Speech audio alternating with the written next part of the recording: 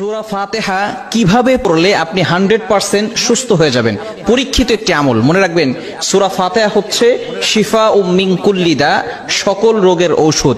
বিশেষ করে আমরা অনেকে এটা জানি না, সূরা ফাতিহা কিন্তু একটা দোয়া, এটা আমরা অনেকেই জানি না। এটার নামই হচ্ছে দোয়া, সূরাতুল ফাতিহা।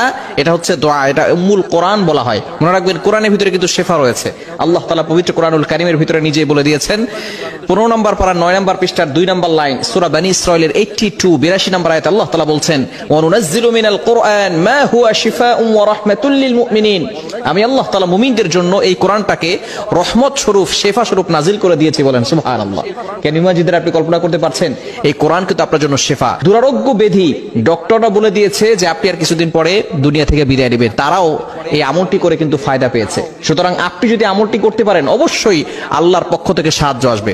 আমলটি কিভাবে করবেন? সূরা ফাতিহা আপনি ফজরের নামাজের সময় অবশ্যই আপনাকে নামাজ পড়তে হবে। নামাজ না পড়ে আপনি আল্লাহর কোরআন থেকে কোনো ফায়দা পাবেন না। আপনি নামাজ পড়বেন না, আল্লাহর কোরআন থেকে কোনো ফায়দা আসবে না। ইয়াকিনের সাথে, বিশ্বাসের সাথে যদি আপনি আমল করতে পারেন, অবশ্যই আল্লাহর পক্ষ থেকে সাহায্য আসবে। বিশেষ করে আপনি ফজরের নামাজের সময় 2 রাকাত সুন্নত, 2 রাকাত ফরজ, সুন্নতের পরে এবং ফরজের আগে মধ্যবর্তী সময়, এই সময়ে আপনি প্রথমে 11 বার দুরূদ শরীফ পড়বেন। দুরূদ শরীফ বিশেষ করে সর্বশ্রেষ্ঠ দুরূদ হচ্ছে দুরূদ ইব্রাহিম। এছাড়াও আপনি আল্লাহুম্মা সাল্লি আলা সাইয়্যিদিনা মুহাম্মদ এতটুকু পড়তে পারেন, অথবা সাল্লাল্লাহু আলাইহি সাল্লাম এটাও পড়তে পারেন। তবে সর্বশ্রেষ্ঠ দুরূদ দুরূদ ইব্রাহিম, এই দুরূদটা আপনি বেশি পড়ার চেষ্টা করবেন। প্রথমে আপনি দুরূদ ইব্রাহিম পড়বেন 11 বার। এরপরে আপনি সূরাতুল ফাতিহা 41 বার পড়বেন, আউযুবিল্লাহ বিসমিল্লাহ সহকারে 41 বার সূরা ফাতিহা পড়বেন। এরপরে আপনি আবারও 11 বার দুরূদ শরীফ পড়বেন। এরপর একটা পাত্রে ফু দিয়ে ওই পানিটা আপনি সব সময় খাবেন।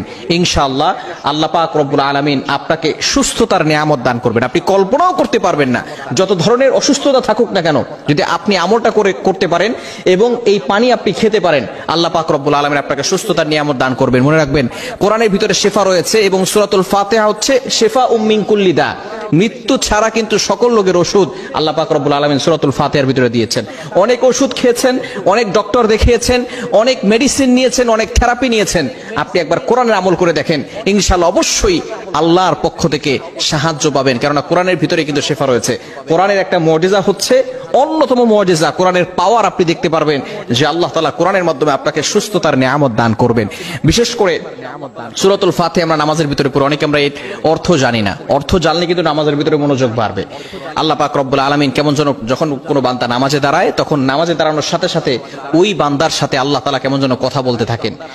যখন বান্দা বলে আলহামদুলিল্লাহি রাব্বিল আলামিন, all praise is due to Allah, সমস্ত প্রশংসা একমাত্র আল্লাহর জন্য, সাথে সাথে আল্লাহ তাআলা বলছেন হামিদানি আবদি, my servant is praising me, আমার বান্দা আমার প্রশংসা করেছে। বলেন সুবহানাল্লাহ।